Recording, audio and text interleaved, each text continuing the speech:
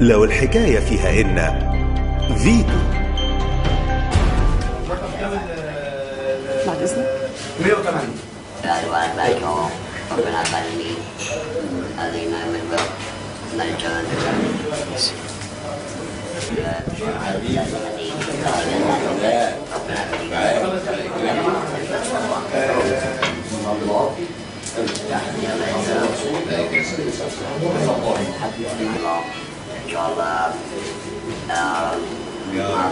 إن شاء الله.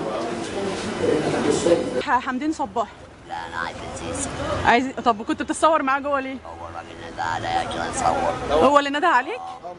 صراحه راح يعني هو اللي ندى عليك عشان تصور؟ طب انت بتأيد مين؟ السيسي؟